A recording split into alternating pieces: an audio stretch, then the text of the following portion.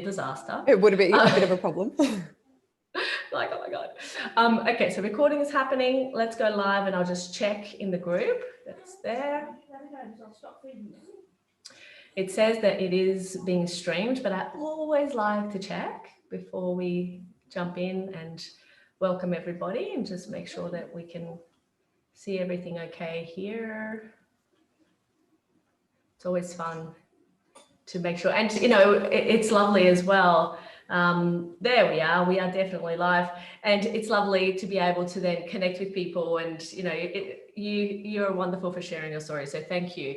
So I would love to introduce, so today really I'm introducing another beautiful patient. We've had one very inspiring story already this morning. I know that your story, Emma, is just so completely heart-opening in so many ways, and thank you so much for agreeing to come and share with us and, tell us more about what's happened for you on your journey, on your fertility treatment journey, and certainly the journey through the program. So please go ahead and, tell us a little bit more. Excellent, I will. And you're so welcome. I'm really happy to be able to give on the other side, to be honest. It's really quite exciting.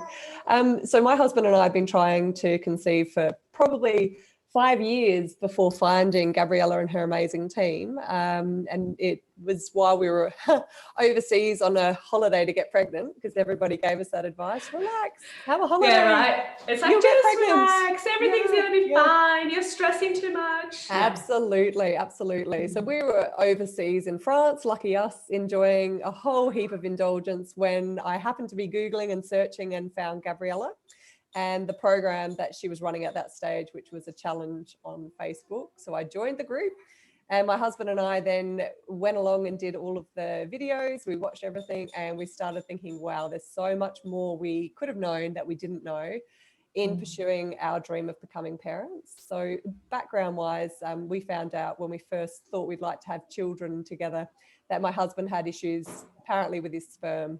So motility, morphology, pretty much everything. And for all accounts and purposes, my health and well-being and my fertility looked pretty good. So we were thrown pretty quickly into the IVF bandwagon, and we were, young, so we didn't question it. We sort of followed the medical model, as I think a lot of people do, trusted the process, and interestingly fell pregnant on our first round of IVF, only to miscarriage really early on. And that's kind of where everything went downhill, I suppose. We were treated like a number. We were sort of made to feel like it was our fault. We decided to discontinue treatment at that stage because it was just so heart-wrenching and so difficult, and there weren't any answers. There was no guidance around what we could do to make a difference. So we thought, all right, well, let's just have a break. And, we did take on board a lot of those, messages of just relax, it'll happen, just keep trying, don't worry about it, it's all going to be okay. And it's a numbers game. Totally. Just wait. It takes 12 months to fall pregnant. Don't worry about it. It'll happen. So we sort of let it go and just focused on other bits and pieces in our life. And as I said, traveling was a big one for us. And so we did a lot of really fabulous traveling, enjoyed our lives, and, started thinking again a couple of years later, we really want to do something about this. So we ended up becoming friends with someone who was a fertility specialist. And he said, look, I'm happy to treat you. So we kind of fell into that same trap of trusting that medical model just as it was. And we went down the IVF bandwagon again, straight into ICSI this time. So we just did ICSI cycles. And I think in 1 year we did 5 cycles. So we really were cranking through them. But nothing changed. Nothing was different. We didn't do any new tests. They still suspected it was because of my husband's sperm. And we just kept basically flogging the same story over and over again. So, total definition of insanity, doing the same thing over and over again and expecting a different But it's so hard, isn't it? When you're in it, that's the thing. It's that it's such a difficult thing when you are in that situation. You desperately want to have a family. And you feel like there's just surely, everybody else is doing it so easily. Why 100%. Is it such a difficult thing for us? And, after 5 cycles of IVF, by this time 6 really, it's not unusual for you to start questioning your own kind of mental health, isn't it? Like what's going on? Like I was looking at an interesting there was a paper that I read recently, and it was saying, you know, the reference is by Kelly Weeder and O'Connor in 2006, and it reported that nearly 20% of women rate infertility worse than paralysis. Yeah. So imagine 20% of women who go through infertility, they would prefer to be paralyzed than infertile. And so that's the mindset that almost, you know, we fall into. And I mean, we know, of course, you know, from other research that the whole idea of stress and that the diagnosis of infertility equates or is very similar to the diagnosis of cancer, of HIV positive status, you know, all of these things that are absolute life-changing, 100%. and they also equate to infertility. So it's not unusual for people to feel completely destabilized 100%. by their journey and what's going on. And so, you know, it's one of those things that it's amazing how most people actually are able to get themselves through it. Certainly not unscathed, right? Because as we know, it's pretty difficult. But yeah, it's amazing how that even happens. So sorry to interrupt, but it just that is one thing that for me, it just is such a huge thing for people to know that they're not alone, and 100%. You know, it's not an easy thing to go through. It's not, and like touching on exactly what you're saying, what I found in that sort of 12-month period where, you know, we went through so many cycles, I nearly say because my husband was struggling. He's like, just give it a break, give it a rest. But I actually became quite obsessive with it. So my mental health, definitely on the surface, coping fantastically well, but my coping strategies kicked in. So, you know, a lot of self-punishment started as well because I blamed myself. It's like, what's wrong with me? Why isn't this working? And we weren't getting the answers that we needed. We weren't getting guidance that we needed. And so lots of things in my life changed because I was becoming just so obsessed with, I've just got to keep going. So lots of things changed for me. I was exercising too much. I was really fixated on different parts of my life, my career, like just really where I could control, I controlled. So I think that's a common thing I've found talking to other people that have been through, not perhaps the same journey as us, but you just try and grab onto whatever you can. And that's something I really wish someone had said to me. Like, it's really normal to feel like you're going a bit crazy because you become someone that you never were before, and the smallest things you'll lose it at. And there's not necessarily a link to your infertility, but it triggers off. So that was something that I certainly did notice. But yeah, so we did that year of craziness. And then, like I said, my husband sort of asked me to slow up. And so we did. And then, you know, we very fortunately came across Gabriella, like I said, and your team, and everything changed for us at that point. So we finished the challenge at that stage, and then we pretty much went straight into filling in the mammoth questionnaire that you've got, Gabriella. I love it. It's so thorough. It's so intense. It took us ages. But it was really good because it made us question so many things that we had no idea about, right? And so it also gives you perspective and clarity, isn't it? I mean, obviously the reason that we get people to do it is so that I can understand, okay, what 100%. Are we dealing with? But also sometimes people fill it out and by the end of it, they're like, actually there are things that I need to do that I haven't done 100%. Before. You know? And all the minor factors, that for us, that was a real eye opener, just sort of going, there's so much more than this is just because of your husband's sperm. So anyway, we went straight ahead. We didn't wait. We didn't sort of think about it. We jumped straight on the bandwagon and we hopped straight into the program. And I'm so glad we did, you know. And I remember when we first met you really early in the morning on Zoom, Gabriella, and I remember my husband being quite skeptical, was probably the best word we could use politely.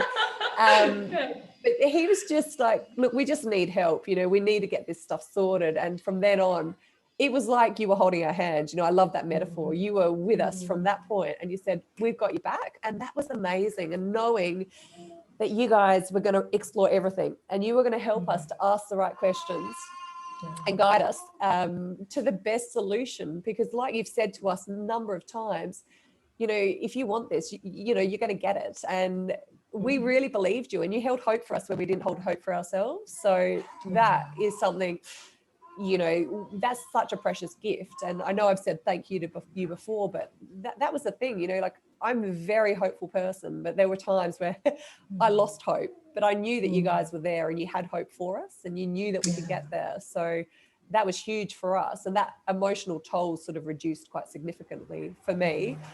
But, you know, like if we fast forward a little bit further, my little one's actually just finished. We ended up going back to doing the IVF once we'd done the program. And for whatever reason, we weren't successful. So we went down a donor pathway, as you know, Gabriella, like we went down the pathway of, you know, looking at a donor. And here's my little Charlotte, who I'll explain in a moment, the little miracle that she is. I might just take that orange bib off. That looks a bit dreadful. Oh, she's so colourful. Cute. She's just had dinner. Hey, Charlotte. She's hilarious. She's a little happy person. Hey, there we go. Oh, hi. So face nice on it. to finally meet you. I know. Look at that. She's like, yeah, I love people. So yeah, we ended up, after so many different experiences, making a decision to go down a donor egg pathway, because we discovered that perhaps there was something else going on. And one of my beautiful friends donated eggs to us, and she did 2 cycles of IVF. And I think that's really good to know, because she was a very healthy, fertile person. So she did 2 cycles to get enough eggs for us to actually then go ahead and fertilize a few lovely, healthy embies. And we asked our fertility clinic at that stage to transfer 2 embryos. So I think by this stage, we'd probably done about, I think I'd done about 13 cycles of ICSI. And I think with the 2, I don't know, I think we did over 15 cycles. Let's be honest. Let's just call it that. But we and there were a couple of miscarriages in there as well. Oh, yeah. So, yeah, the lovely, the dreadful miscarriages that come along, that's heartbreaking itself. But we transferred 2 embryos and discovered that we were very pregnant with 2 little healthy people. So fast forward, and we had gorgeous twins, very luckily, and they are 2.5 and full on, but the most beautiful little people in the world. We had fabulous conversations. So they were what? They would have been were they just 1 month? I think they were about 1. I'm just trying to think about the timing now. Just over 1. I'd snapped my Achilles playing netball. We made the decision. We were happily completed with our family. Complete family, yeah. Complete cat. We had 4. We were brilliant. There was my husband, myself, and our twins, who were gorgeous. We told the fertility clinic, look, we're done. We're clocking out. We're finished. And a week later, I started feeling exceptionally fatigued at work. And I'd never felt this fatigue except for when I was pregnant with my twins. Sorry. And I, on a whim, because my mum said, maybe you're pregnant, did a pregnancy test. And I'm like, whatever, Mum, don't be silly. And wham, bam. Yeah, I know. Are you serious? Like, no. Yeah. Had 2 beautiful, very, very pink lines on the pregnancy test that I stuffed up. Never experienced that in my life. Like, this pregnancy test is definitely broken. There's something wrong. Like, I did it wrong. Read the instructions. Yeah. So I'm reading it the other way around. Yeah, I just didn't pee on it for long enough. It's just, you know, it's telling me it's a problem. Yeah. So I quickly went to the shops, got another one. At the shops, I peed on it. Not literally at the shops, but I hope so. At the shops. And that went bing. And I came home and I said to my husband, I'm pregnant. And he's like, what are you talking about? Oh, and fast forward and meet the miracle baby of all miracles, Miss Charlotte. Natural conception. Goodness. Natural conception after 15 ICSI cycles, a couple of miscarriages, years of trying to conceive. But you see, what's interesting about that, Mum, and I see this very, very frequently, and I know what sometimes happens on this journey with people. You know, sometimes what happens is that people, because they've been going through it for such a long time, they become a bit impatient, right? Oh, yeah. 100%. And what happens is that, you know, you're like, okay, you know what? I've done all these things. It still hasn't worked. And it's not that it hasn't worked. It just hasn't worked yet, because there are still things that need to happen. Yes, and I remember at the time, you know, you saying we're going to go for the reg. I'm like, but really? Like, maybe we could just give this a little bit longer. But it's like, you know, you're in such a mission at that point, and it's not you. 100%. This happens, you know, for people all around the world. Yeah. People are in such a mission, they sometimes don't hear what we're trying to tell them. Yeah, it's hard to hear it. It is because they're like, you know what? No, this is my only, I'm done with all of this. This is how I'm going to go about it. And then they go and they do treatment and they get pregnant with donor egg and whatever else. And then, you know, Hello. little Charlottes come along, because Yep. that is essentially what was required for biochemistry to occur and to 100%. change in the way that it needed to. Yeah. And we often, you know, like, I mean, I often say, like, the timeline is something that we cannot control. But what, you know, what we advise our patients, like, if we get to a point where we go, look, you really just now need to go and do IVF or do ICSI or Yep. do, you know, Yep. a donor or whatever. We will always be the first to say when we feel like, you know, yeah, absolutely. Totally. But sometimes people choose to make that decision beforehand, which there's nothing wrong with that. There's nothing, you know, it's just how it is. But that's then what happens, you know, Yes. like they kind of think, oh, you know, I don't need contraception, never needed contraception. Why am I going to start now? That's right. That's exactly You us. know, we've had so many of the fertility challenge moderators. In fact, there's two of them. They don't mind me sharing this because they've shared it many, many times before. Yep. But both of which now have 4 children because of this very reason. They 100%. they came for secondary infertility. They had their first child with us. Then they came back for a third. And then the fourth was like this surprise. Yeah, hello, here I am. Exactly. Yep. Because of this very reason. But it's absolutely amazing, you know, how it happens. But we also notice, and this is one of the things that we see for our patients very often, is this idea, or the fact that they will go through, they will optimize biochemistry, they will then conceive, but then when they come back to revisit the program for thirds, yeah, Charlotte. She's very excited. Right. When they so cute. When they come back to revisit the program for seconds or thirds, you know, we're up to third revisits for fourth children now of people in the program, and you know, it's amazing how much faster it happens, irrespective of age. You know, and it's so beautiful to be able to witness and to be a part of these beautiful creations, you know, like we consider all of our babies, you know, part of our family. And so it's lovely that we are able to be a part of yours forevermore. Absolutely. It's such a privilege for us, you know, and like I said, it's quite a remarkable process, and, you know, it's a full-on process, but it's worth it. You know, it's absolutely worth it. I remember the day that you messaged me on Facebook and you said, Gabriella, guess what? I'm like, what, Emma? What? Tell me all the whats. So you go, I'm pregnant. I'm like, what? Yeah, I know, what? Yeah, naturally. Yeah. I'm like, what? Yeah, that's it. That's exactly how I felt. Oh, it's so amazing. It's so beautiful. It really is. Oh my gosh. You know, like it's that piece, isn't it? Where when we have put in place the things that need to be put in place, how biochemistry takes over, and then what was difficult becomes easy, and so on and so forth. So I want to know, what's the state of contraception at this point in your household?